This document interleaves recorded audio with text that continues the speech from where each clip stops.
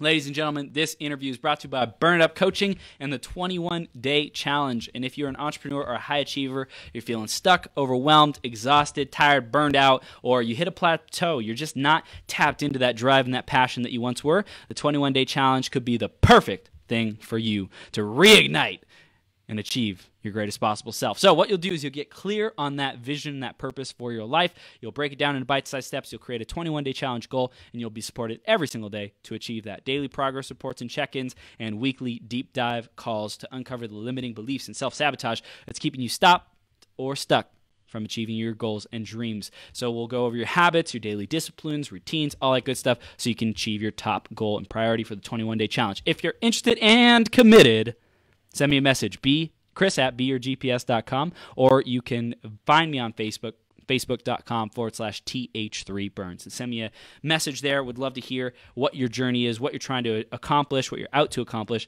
and if it's a good fit for you to take the 21-day challenge. Good or good? Very good. Next is the iTunes Review of the Week by You Got Sam.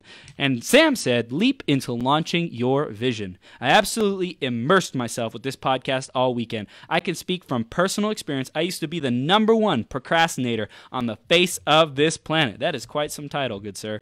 However, after meeting Chris Burns and listening to his podcast and all his content all over social media, I have taken that leap and launched my vision, and it has become a reality in the making. Hands down, so much value and knowledge has been taken away from this podcast.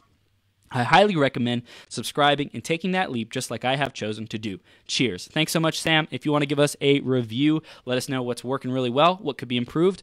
Go to beyourgps.com/iTunes. You could do it there, or you can search Becoming Your Greatest Possible Self on iTunes and do it through that route, or find us on Facebook and do it there. All is good.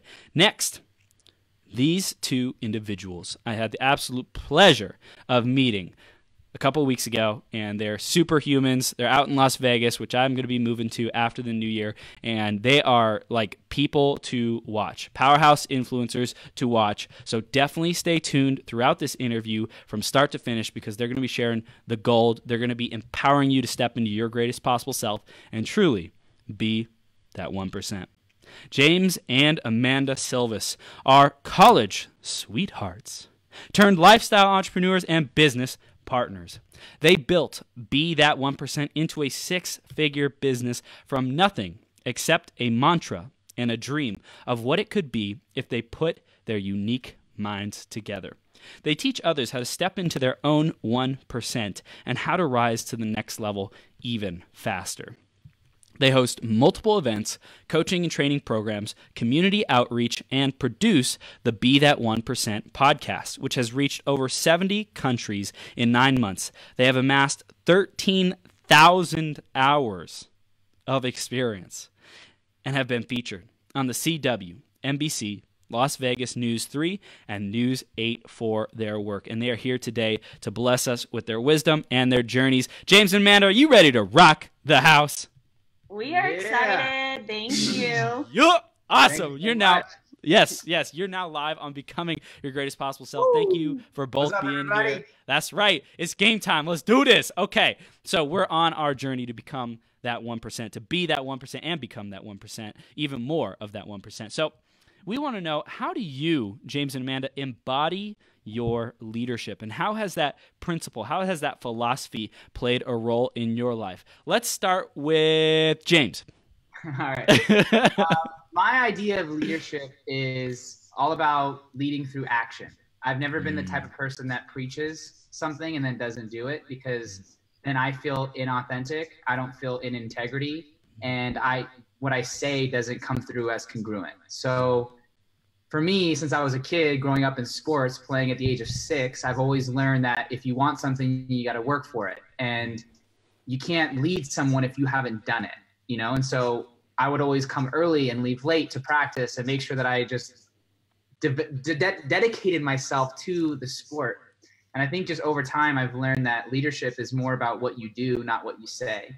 And how I embody that leadership style is whatever I say in my videos, whatever I do in my work, it's something that I do personally.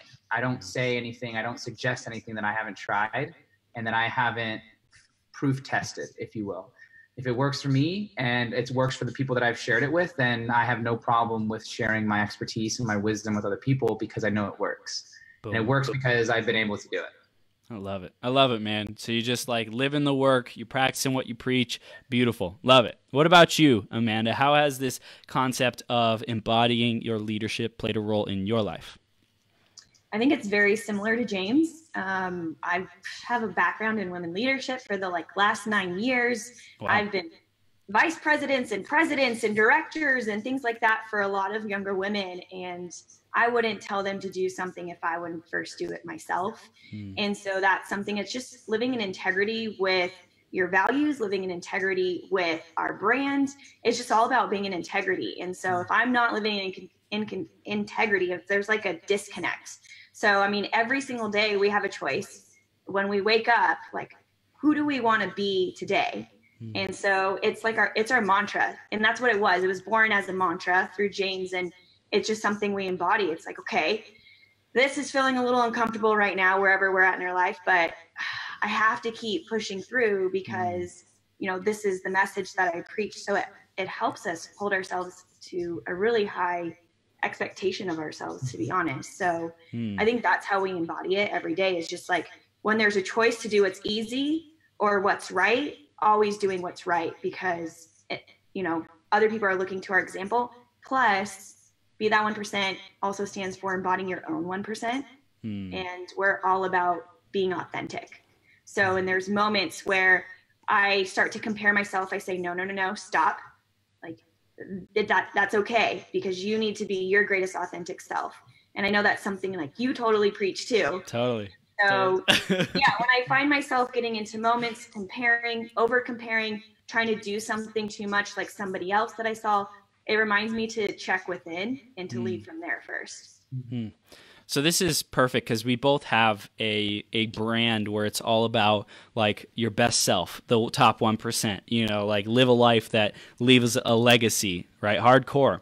It's like fucking hardcore, pardon my French, but it's hardcore. Yeah. So like it's awesome.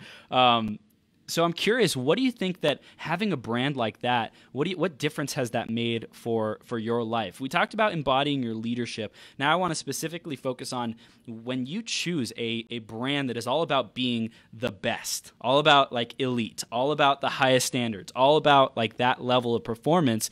Like what does that do for your life? And we'll start with Amanda this time. What has that done for your life? What have you seen change or shift in your life?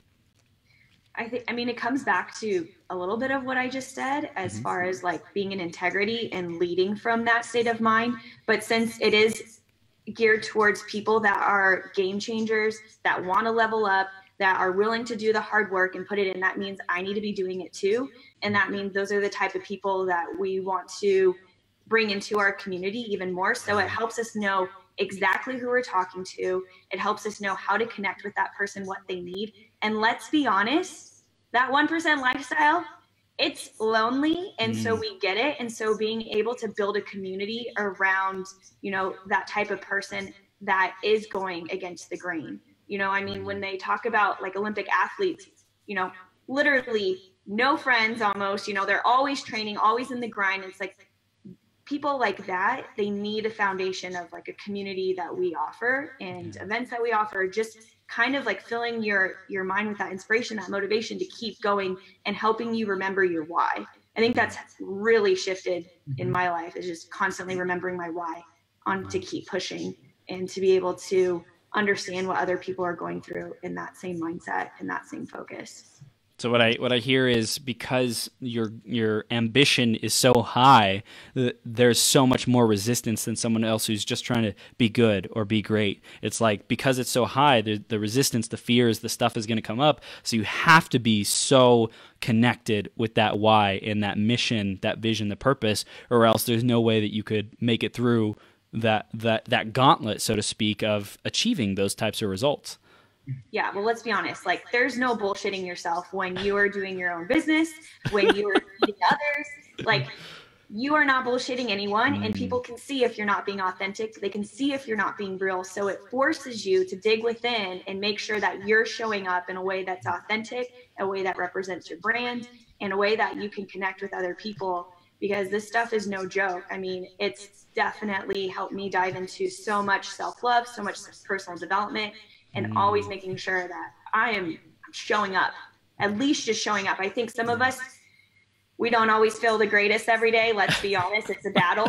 But the difference about people that are living their own 1% life is they just show up regardless. And that's what most people won't do. They'll be like, oh, I don't feel like it today. Okay, I'll wait till tomorrow. It's like, well, you're not going to feel like it any day, let's be honest. So just show up at least. Sorry, that was a little intense. That's great. That's great. That's great. Perfect. James, how about you? Like, piggyback off that is to really be aware of comfort zones and stretch zones. If you are wanting a life that is what most people want but don't have, then you're going to have to do what most people won't do, which is get outside that comfort zone and enter the stretch zone. It's like, and that comfort zone shows itself to you every moment of the day. Like the comfort zone, for a super simple example, would be walking down the street, you see trash on the ground, like on the floor. Comfort zone says, oh, someone else will pick it up, let me walk by. Stretch zone says, you know what, I'm here, I see it, let me just pick it up and throw it away. Like those little decisions manifest themselves into business decisions, into relationships, into you getting out of your normal environment and getting into an environment where you're not the smartest, where you're not the most talented, so that you are challenged to stretch. Because that's where the magic happens. That's where you learn all of your skills. That's where the wisdom comes through. If you're complacent every moment of your life and you can predict it and it's easy and it's safe, because that's how your mind is designed, you're not going to have the life that you want. That may be great for a year or two, but eventually that voice that is loud inside of your head that says, hey, you could be doing something more, is only going to get louder. And the more you ignore it, the more that conflict's going to be inside. And you're going to be going to sleep at night saying, I know I'm not living my fullest potential, or I know I should be making different decisions and I'm not. And that's a horrible way to live. Wow.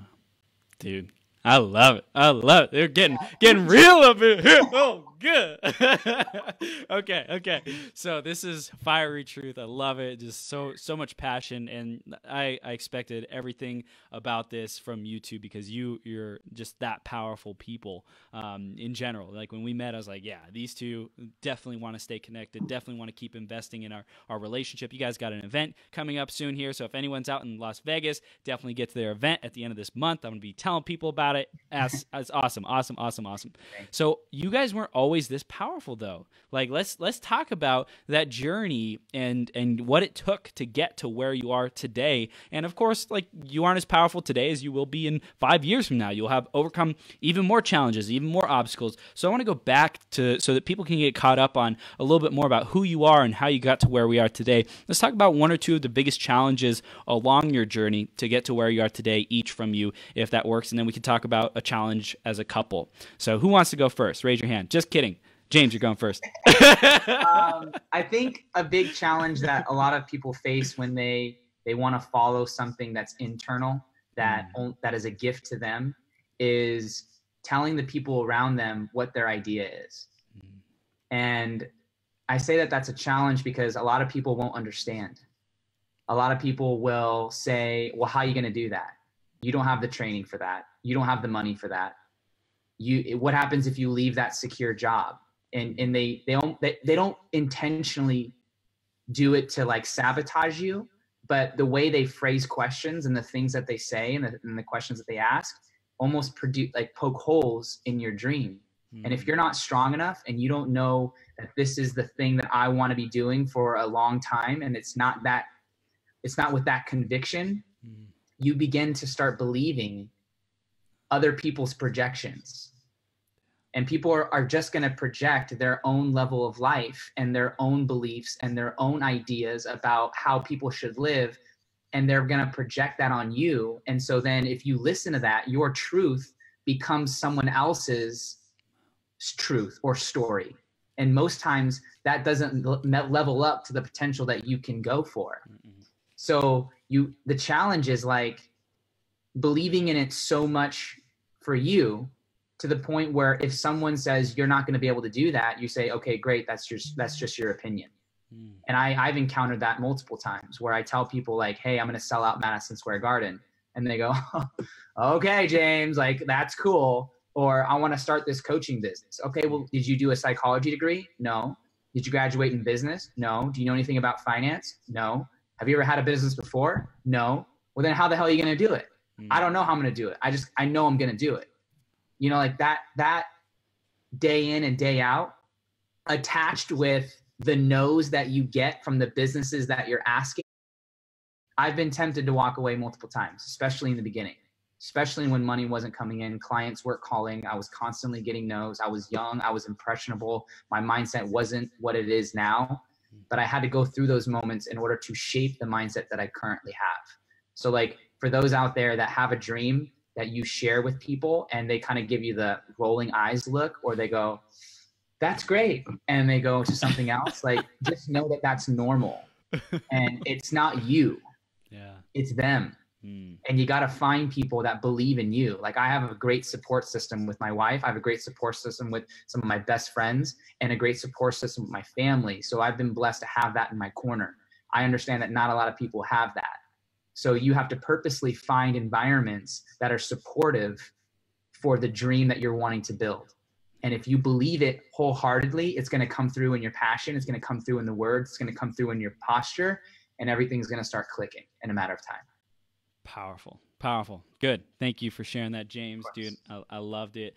And especially when you're committed, you can overcome any kind of resistance or any kind of objection or any kind of thing like that. I think a part of the process of having a dream and learning how to own the dream and live the dream, it's like a rite of passage. It's like it's a ritual to evolve, to grow through that resistance, because until you're willing to do that, people are going to keep shooting down your dreams. I know that was a big challenge for me. Like I was so caught up with what people thought that it caused me to stop working on my dreams and go do other things. And then I always kept coming back to coaching. I'm like, why am I still back in this? And it's like, oh, duh. I get it, because this is what I'm supposed to be doing, you know?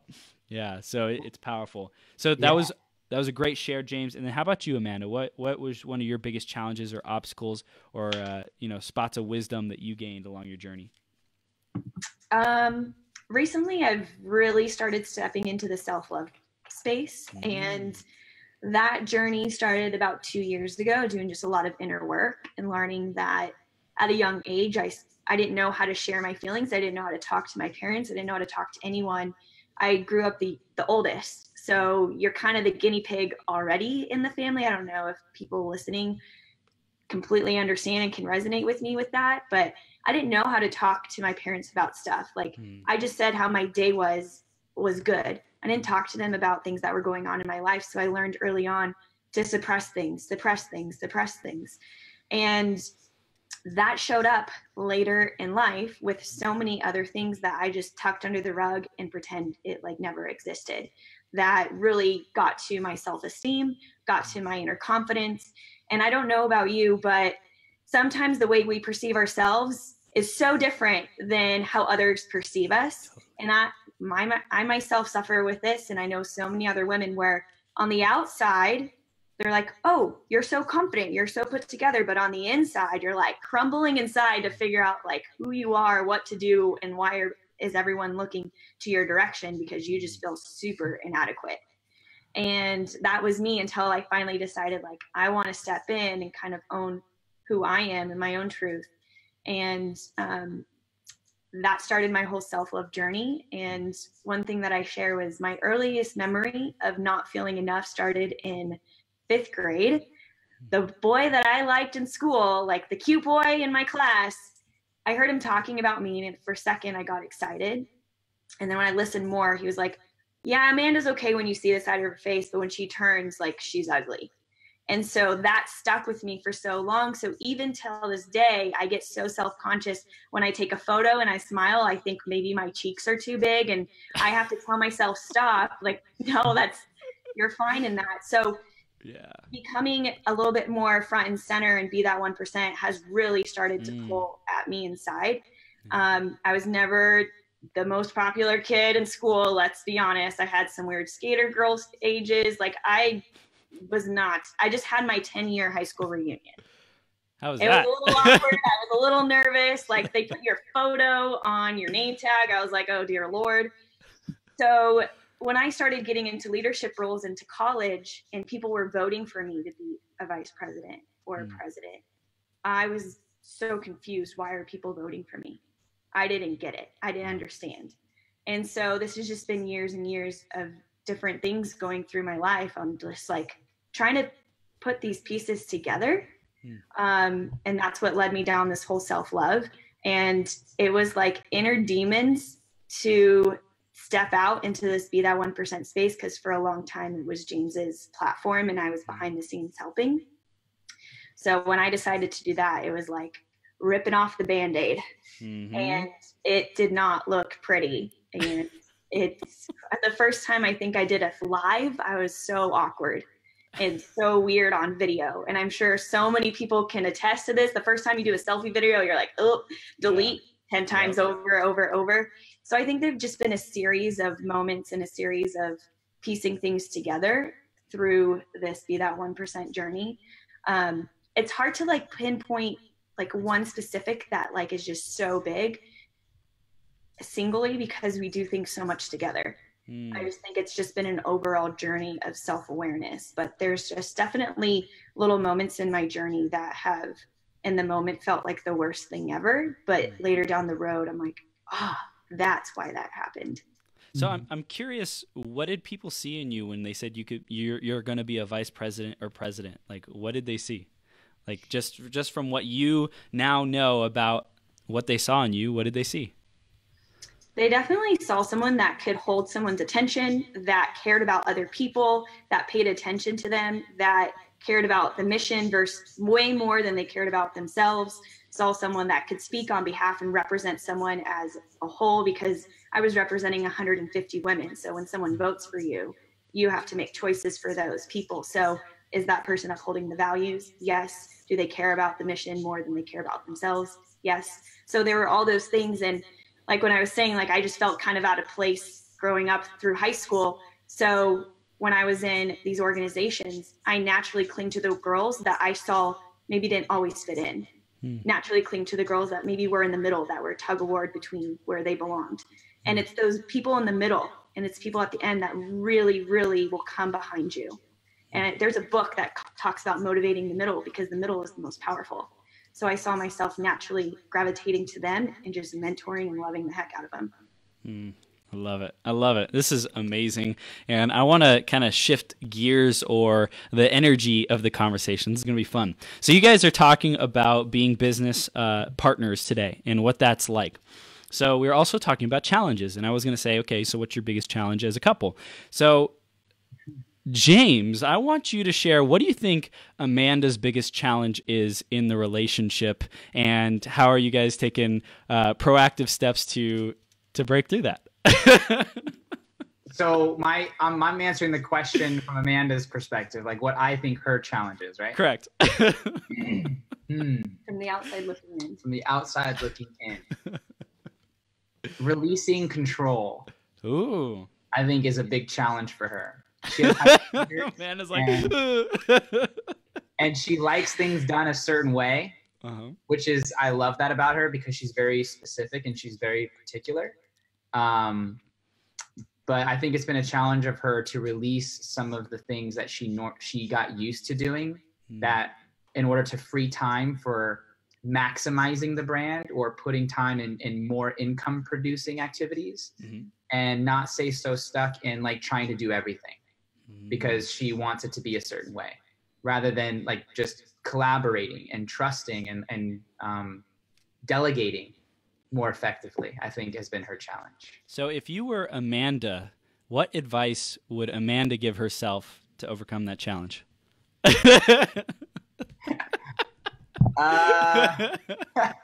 Relax.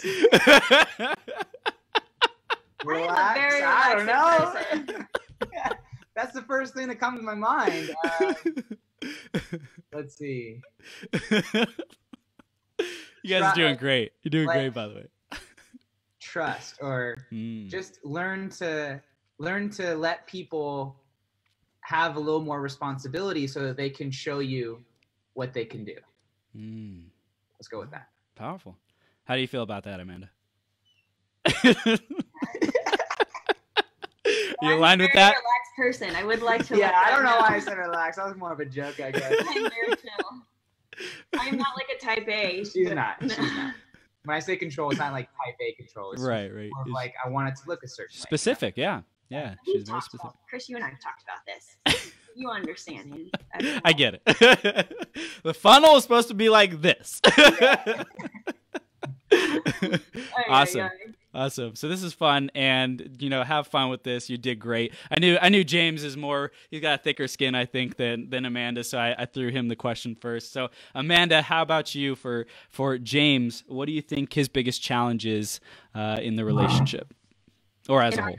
As a whole? Yeah, because he talked about you in the business, I think, more than anything. So for in the business, this is something he has been working on, and I will give him that. It's I think two things, but coupled into one. Scarcity mindset of letting go to have faith that something bigger, you'll be able to grab onto something bigger, and coupled with knowing your worth, and not, I wouldn't say like discounting things, but like just being nervous to ask like the amount. Yes. And constantly like needing my reconfirmation to be like, what do you think? Like, are you sure? Like, okay, like let's play scenarios. And I'm like, no, like this is what you're worth. And I have no doubt that you're going to go out there and get it. And I have no doubt if you release this, that you're going to reach, it's going to make room to reach for something bigger and greater early on. And I was like, years ago when you got that was the big and great thing. And now you've outgrown it, and now there's new opportunities, and there's always going to be new opportunities for you. Just have faith in that. So I think it's the scarcity mindset coupled with knowing your worth. Beautiful. And if you were James, what would James tell himself to break through that now? That he is unlimited, and that the universe is already working in abundance for him, that opportunities are surrounding him. He just needs to open and see it. Awesome. Give yourselves a high five. That's or a hug or whatever you guys do. A kiss. That works too. I love it. You guys are rocking it. Okay, beautiful. So now that we're done with like kind of the on the spot things, you two passed with flying colors. Not that it was a test, but you totally rocked it. You did great. Super proud of you. Let's talk about the foundation of having a successful relationship, business, partnership. How does that work? Where do we start with creating that in our own life? Communication. And it's so overplayed, and it's like, yeah, I already know that. But more specifically, having very uncomfortable conversations, things that annoy you, things that get under your skin that you don't want to say because it's going to turn into a fight, or it's going to be a long conversation. I don't have time for that. Or like I'd rather be doing something else. I'll just sweep it under the rug. That never works. And that only blows up in your face later. Wow. So when you see your significant other every day and you're talking about a lot of things, it forces you to communicate. Like we want Be That 1% to be a movement that goes around the world, and it's transitioning into doing that. And if we want to serve at the highest level, we have to communicate at the highest levels, which means we cannot leave anything off the table. If I hide things from her, she's going to find out later, and it's going to cause tension that doesn't need to be there. So I'd rather deal with the discomfort up front to save on the back end than go for the temporary pleasure now, but headache later. So like, well, it's communication coupled with honesty. Yeah. Honest communication. Well, and what I hear is like not just honesty, it's being honest about even the littlest things so that you can be a mirror for each other to say, hey, this came up. I know it's like silly and foolish, and I don't know why I'm getting triggered by it, but I am.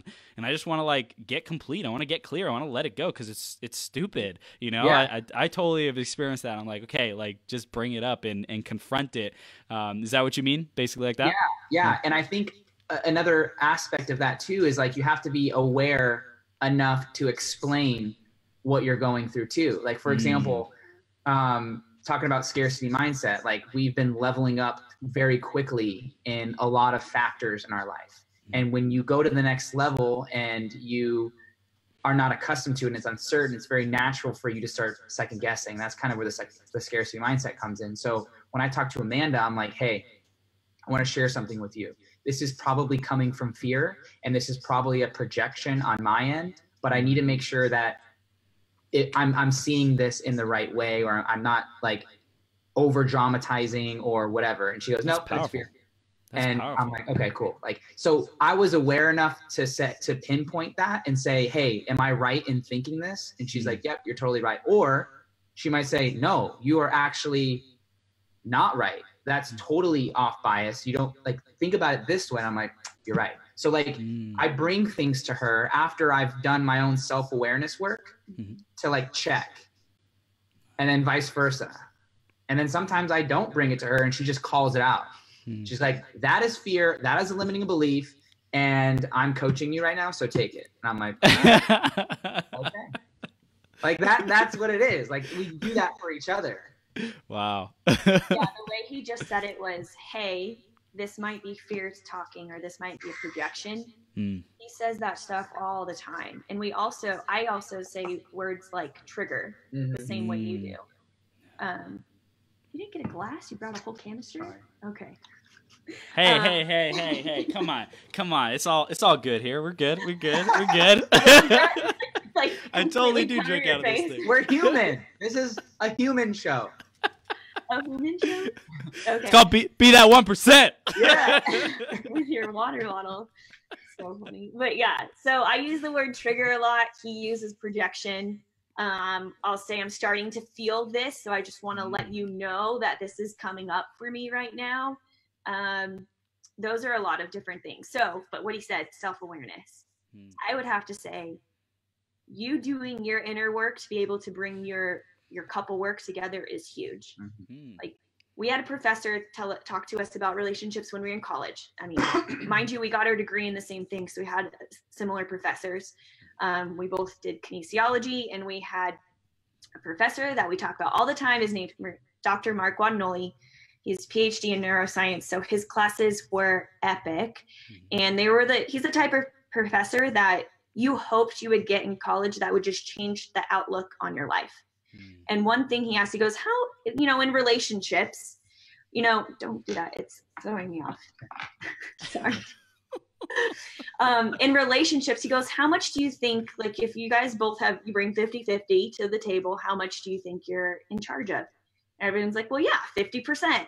He's like, no, you are 100% responsible for your 50% that you bring to the table. So that means like you filling up your cup first, you doing your self-love, you doing your morning routine, you doing your mindfulness, you doing your self-awareness, to know that like when you come to this relationship and you expect that person's doing the same thing, granted, these are things that you talk about beforehand you get married, or before you decide like you're going to be together for a long time, to make sure that your values align. Super important. Obviously, that ours is growth, meaningful work. Like those are things that we align with. So when we're not filling up our own cup, you can definitely see it in the relationship, because another thing he talked about was how you do one thing is how you do everything. So if you're not showing up for you in your life, how are you going to be showing up for your significant other? How are you going to show up for your business? How are you showing up every single morning when you wake up? How are you being graceful to yourself and graceful to your husband when, maybe he's had a bad day and you're, trying to show grace, versus being like, well, I did all of this all day. Like, why can't you, help me with this? Like, it's just giving each other grace. And I think it's just like that 100% of your 50%. Here's one line that I think every couple goes through that I'm going to challenge everyone to start like really paying attention to. And it's like when something's bothering you and one of your significant others says, what's wrong? And almost everyone goes, nothing. I'm fine. And they're not fine, but they say that they're fine. And which annoys the other person, because the other person obviously knows that something's wrong, or else they wouldn't ask. But you hide it because you don't want to have that conversation. Like, have that conversation. Like, it happened the other night. I was irritated. Like last night, I was irritated because I was eating later than normal. And Amanda walked in. I know. But it was late. I didn't want to eat that late. So I'm like cooking, but I'm irritated. Like, you know? And she goes, what's wrong? And I did what I just told you not to do, but I caught it. I said, nothing. And I was like, you can't do that. And I'm like, she's like, I go, I'm irritated. She goes, for what? I'm like, because I'm eating late. Like, I'm eating later than I want to. And she goes, that's ridiculous. And like, as soon as she said that, I walked away. I foam rolled my legs and I came back and I was good. I talked about it, you know, like that. It's that simple. Well, no, my response was, whose fault is that? That's true. Like, yeah, you that's a can good cook question. for yourself. Improper planning. I'm on my sure end. this has probably been one of your most fun ones. Let's see. It totally is. I'm laughing like this whole time. This is awesome. So I love that. I love the question, and so many couples just want to like shut down and say nothing, and then the other person is like, well, I don't want to like try to like break them through. I don't want to be coach, Mr. or Mrs. Coach here. I think that it's important to know that we have the other person's best interest at heart, though. And if you come from that space of, well, like, I'm here for you, like, really, I feel that there's something there. Like, how can I support you? You know, like just dropping into a more kind of kind, warm way, maybe that'll help. Or maybe someone needs an ass kicking in the relationship. It's like, hey, don't give me that BS. What is going on? You know? Yeah. It's like you assess the situation to find what's the energy that is needed or seems appropriate for the situation. Exactly. I love that you said energy, because something that I've noticed, and this is like from doing like different Tony Robbins trainings and things like that, and through understanding each other, is the feminine or the feminine and masculine energies. Yeah. And we both have them. But the one way to kill a woman is to drown her in masculine energy. And the one way to kill a man is to drown him in feminine energy. And you'll see this a lot, like through couples that have like tug of wars. Women, when they're going through something, they want to be nurtured. Like, because he's a guy and he's super in tune with himself and he has no problem tapping into his feminine side for me in those moments. He knows I need to be nurtured. I want to talk through things. I need to be loved. But if he were to come at me as a strong, grounding, masculine bulldozer guy, I would shut down. Same thing is in reverse. If he's going through something, I know I need to be the grounding, masculine energy in this moment to help him rise.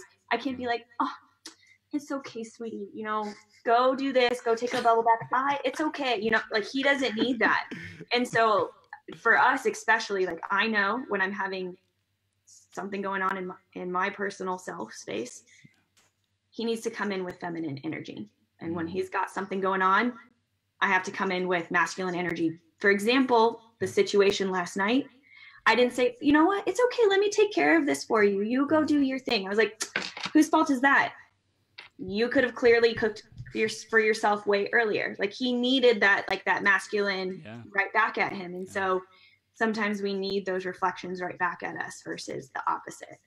Yeah, well, it's interesting too, because I think it depends on the situation. If someone's feeling sorry for, like, if I'm feeling sorry for myself, and I think James too, like, oh, this is frustrating, I'm like making a big deal out of it, I'm being dramatic, then yeah, that masculine energy is important. And if something happens where, like, it was a really difficult day, or you know, like we lost a potential deal or something like that, then you know it really it's a sensitive thing. I think it's that emotional awareness is so important, especially in a relationship. How have you guys seen your emotional awareness help, or how have you developed in your relationship to create better communication? Trial and error. Mm-hmm. He's asked, how have you seen it like evolve? Not one, how did it go? I've seen it evolve through trial and error. It's a good start. Yeah, we got the ball rolling. I mean, I hope I'm answering the question right, but I ask a lot. Yeah. Like, hey, am I satisfying your needs? Like, am I doing what you expect of me? And am I giving you what you want? Like, I'm constantly checking in with that. I'm not saying like every day, but like, you know, often, because I want to make sure that I'm not in my own delusion that I'm delivering something that I'm not. So by me checking in, it's like me calibrating my performance with my wife. Like, hey, where am I at? Like, am I being a good husband? Am I being a good leader right now? Like, am I delivering to you what you need? And that's my service side. So like, I try to fill her up as much as I can, and how I do that and how I base that off of is her feedback. So I just trust that she's being honest with me and saying like, yes, you do this very well. You can work a little over here, but yes, for the overall gist, absolutely, you're doing really well. I'm like, okay, cool. That's powerful. Yeah, I love this too, because, you know, being willing to check in, that shows a sign of trust in the relationship, that you're willing to, it's like almost like a vulnerable place of like, hey, I just really want the truth right now. I may not like it, but give it to me. You know? Yeah. That's powerful. The honesty communication. Yeah. Is huge. And so both of us know that, I mean, I know James's number one value is honesty. So I need to show up honest. And I also know that if he gives his word and I'm like, well, like 30 minutes won't matter. Like, well, he's like, no, I said we would be there on time doing this. Like, I know that that's super important to him. So like those different things to where he might get a little bit emotional because he's not being honest or integrity or doing what he said he was going to do. I'm like, okay, whatever you need. Like, I know that he values that. And so I also know that I need to be honest in everything that I'm feeling, honest in everything that's going through. As far as awareness of emotions, let's be honest, women are like this. And that's okay.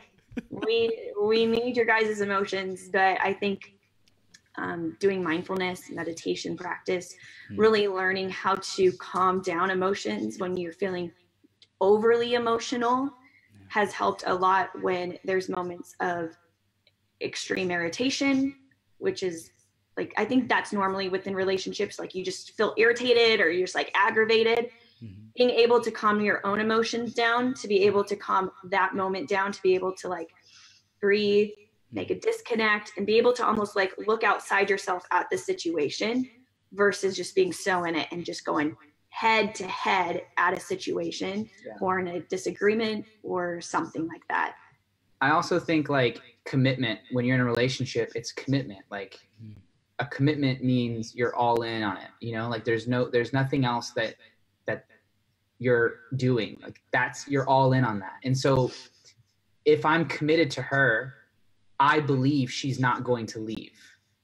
And she has shown me that she's not going to leave. So that, I think, subconsciously also allows me to be brutally honest or just honest, because I know that no matter how weak I think I may appear or how intense I show up as, she's still going to stay. Wow. Like she may get irritated. She may dislike me for a while. She may say, you're sleeping on the couch, but she's not leaving. You know? Right. And so like that deep belief in that gives me peace of mind, knowing that I can be myself. Wow. Yeah. And I think that's so important, because maybe in a lot of relationships, if they are not getting their way, or if there's a disagreement, immediately maybe their thought is, well, I'll just leave. Okay, I'll peace out, bye. Let's separate, let's divorce, whatever, versus like sticking to the things that you said you're going to do. And that's like, when I say how you do one thing is how you do everything, that's so true for us. Like living in integrity with our values, living in integrity with our vows, those are super important, not only in our relationship, but in our business, the values that we bring forth to our business as a couple, as an individual, and always making sure that we're in integrity with that. And you're right in thinking I will never leave, so don't worry. Yeah, that's awesome. I love you guys. You two rock. Two lovebirds. It's awesome. Okay, so I wanted to ask about that, about the vows, about the commitments to yourself. How do you stay present to those? How do you keep those front of mind? Do you have a process? Do you have some kind of review, weekly, monthly, quarterly, yearly? What kind of stuff like that do you have to remember and reinforce what you know to be doing? I'm gonna take a stab at this. So when you own your own business and you're in it together, there's periods of time where forget about each other is not the right way I want to say it, but that's just the only way that's coming through right now.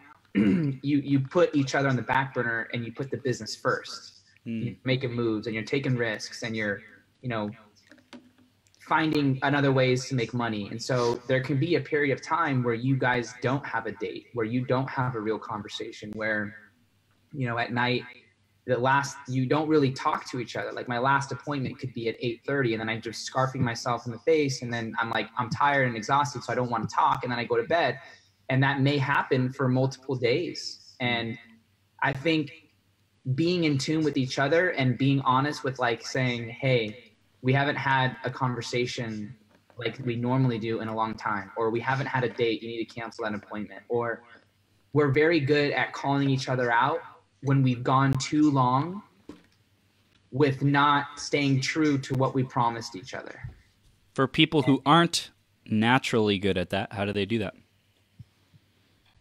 Creating non-negotiables. Yeah. I just worked with this. So it helps that how we show up with our clients, how we show up with our business helps us live in integrity within our own relationship, because we do work a lot with people individually and they're sharing their most vulnerable selves. And a lot of the time there's relationship issues or anything that like we coach through. And one of the things that I had one of the girls that I was working with is create non-negotiables between her and her husband. First, identify their values individually and then identify their values together. And one thing that we love as a couple is this like battling your values. So we do this exercise at our events. We do this exercise within coaching, and there's just like hundreds of words that could dictate that could represent your values. Pick your top 5 that resonate. And this takes a while because there's some really good words out there. There's some really good values that you're just like, this is great. But then you battle them out. You see, so if you're family or love, so you have to decide, what do you love? What do you value more, family or love? So if it's love, then you're going to give love a point and family drops down in rank until you figure out your top 5 values in order.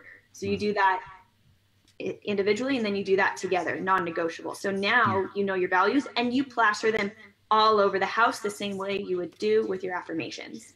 And then as a couple, based on your values, if growth, for instance, is your number 1, which is ours, what should you be doing weekly and monthly within your relationship to where you're growing together? So this isn't, and those become non-negotiables. If your relationship is, you know what, we want to grow together every month, we're going to go hike somewhere new. We're going to get in tune with nature. If another one is honesty, like, okay, every week, at the end of the week, we're going to tell each other, or every day, we're going to be honest with how we feel at the end of each day. Non-negotiable. There's certain things that I'm sure come up for you in your relationship, other people that are watching this in their relationship. You're like, that is a non-negotiable. Maybe non-negotiable is you will not go to bed mad at each other. You will talk it out until you're blue in the face, but you will not go to sleep. You know, something along those lines. So creating non-negotiables, and I would say start with your values, and then based off your values, how can you live in those each day and each week and each month with each other? Yeah. James, like,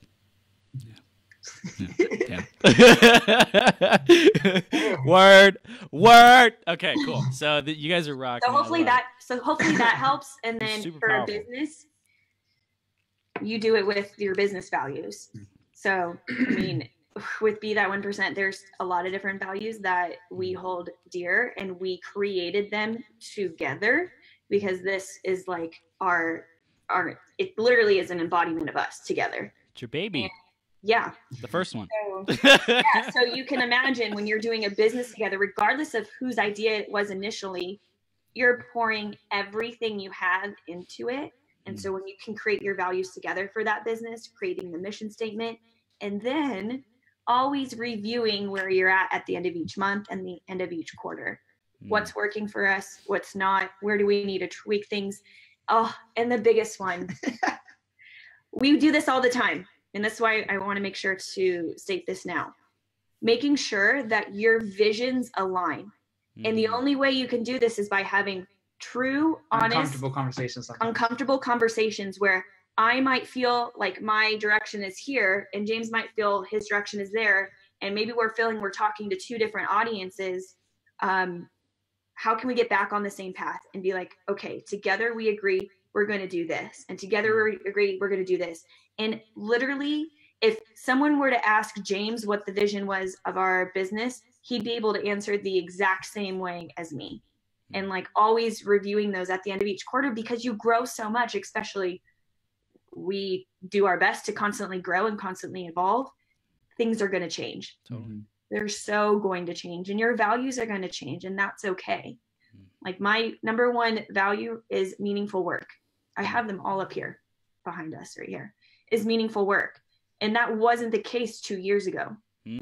So your values change individually and your values change in your relationship. So I would say doing it every year is super important. And then if you have a business together, making sure you see the exact same vision. You have to see that so strong on where you're headed, because you're going to say yes or no to things based on that vision.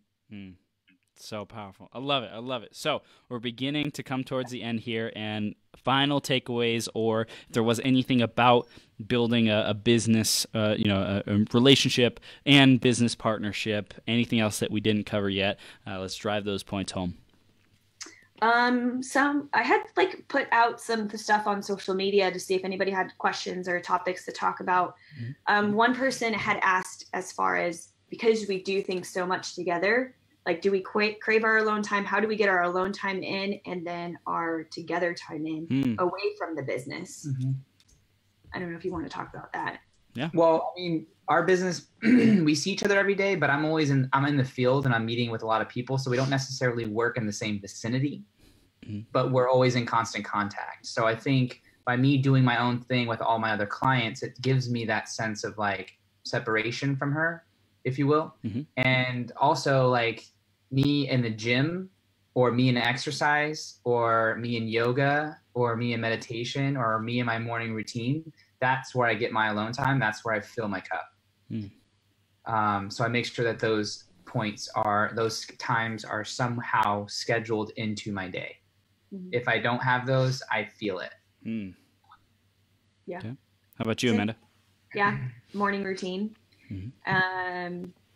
Definitely. And then honestly, by the end of the day, he wants to probably come home and talk about business, but he's allowed to talk about business until it's 8:00 at night. After that, I will not answer a single question. I will not a single email.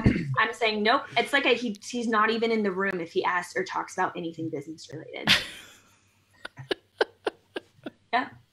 I love it. But if it's like super pressing and really important, we've got a launch coming up or an event or something, that's like different. A very, very pressing matter, an invoice that needs to get sent ASAP, something along those lines, okay. But if it's just the, mundane stuff, I'm like, what'd you say? I'm not talking to you. Sucks for you. Was that easy for you to do at first, like to set up that boundary? No, because I was the workaholic, not. Wow. He had his good boundaries because he could come home from it and shut off to where I work from home. So I would pull all-nighters and my sleep schedule would get off. I would just go behind the screen and just work and just want to talk about work. And then, the relationship suffered.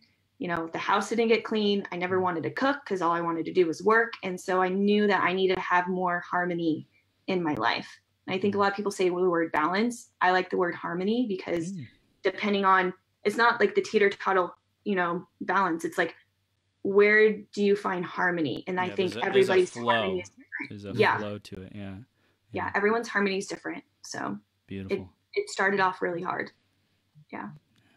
Thank you for sharing. All right. Any other last minute tips before we wrap up and tell people how to stay connected with you? Divorce the stories in your head that don't support your greatness, and marry the truth that you can do whatever you set your mind to, and that regardless of how outrageous or how impossible whatever you want seems, that with the right work, the right environment, the right intention, and the right work, is possible. Boom. James and Amanda, you two are superstars. People definitely want to know how to be that 1%. How can they stay connected with you two powerhouses? And what do they do next? They want to grow. They want to keep growing. They're tuning into this show. They want to keep growing. Yes. So first things first, we have our podcast. It's called Be That 1% Podcast Experience. We are on iTunes, Google Play, Sweet. Stitcher, all the socials. Mm-hmm. We have our online, so our Be That 1% website. So Be That 1% all spelled out.com. We have our Instagrams. So we have 3, ours individually, and then Be That 1%. So obviously Be That 1% is the handle. Mine is James_Silvas, and hers is Do It _like you.